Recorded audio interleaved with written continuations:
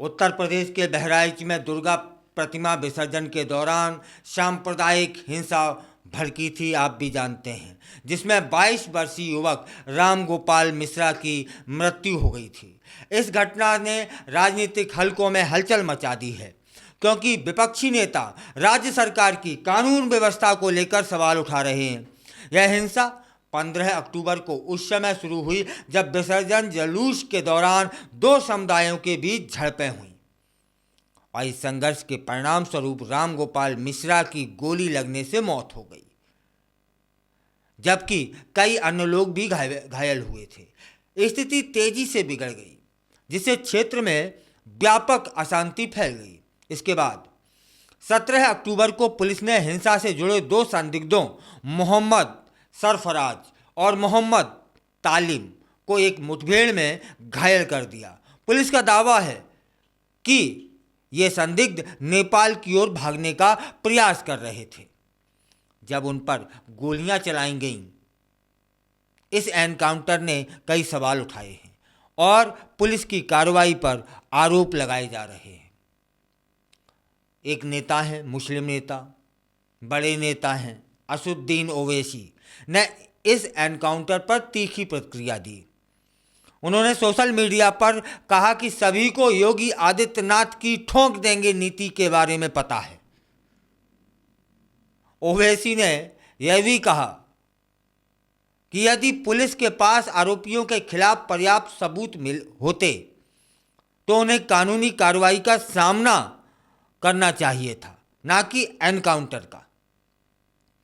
ओवैसी की टिप्पणियां विपक्षी नेताओं के बीच एक व्यापक भावना को दर्शा रही हैं, जो राज्य सरकार पर एनकाउंटर को प्रशासनिक विफलताओं को छुपाने का एक साधन मानते हैं। समाजवादी पार्टी के अध्यक्ष अखिलेश यादव ने भी इसी तरह की बातें कही हैं, यह कहते हुए कि ऐसे मामले उत्तर प्रदेश में कानून व्यवस्था के टूटने का संकेत देते हैं। पुलिस ने अपनी कार्रवाई का बचाव करते हुए कहा कि उन्होंने आत्मरक्षा में गोली चलाई जब सरफराज और तालिम ने कथित तौर पर उन पर गोली चलाई। ये तो सही है बात है कि जब पुलिस पर कोई गोली चलाएगा या मुझ पर कोई गोली चलाएगा तो क्या हम छोड़ देंगे? हम तो अपना बचाव करेंगे ना साहब। उस बचाव में गोली चली होगी और चूंकि घटना इतनी बड़ी हो गई, वो भागने वाले भी हो सकते हैं।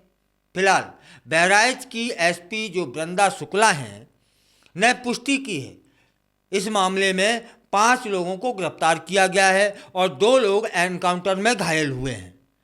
आलोचकों ने यह भी कहा कि अगर दुर्गा प्रतिमा विसर्जन समारोह के दौरान उचित प्रक्रियाओं का पालन किया गया होता तो इस तरह की हिंसा से बचा जा सकता था।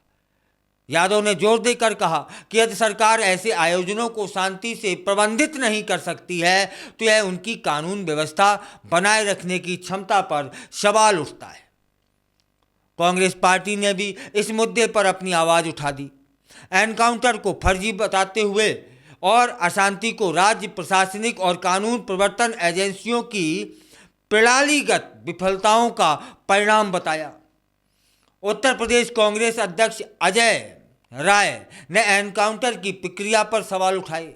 जैसे जैसे बहराइच में स्थिति तनावपूर्ण होती जा रही है, पीड़ित परिवारों द्वारा न्याय और जिम्मेदार लोगों के लिए जवाबदेही की मांग बढ़ रही है।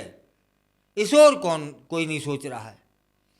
इस हिंसा से प्रभावित परिवार स्पष्टता और न्याय की तलाश कर रहा है, जबकि राजनीतिक हलचलें और सार्वजनिक आक्रोश जारी है।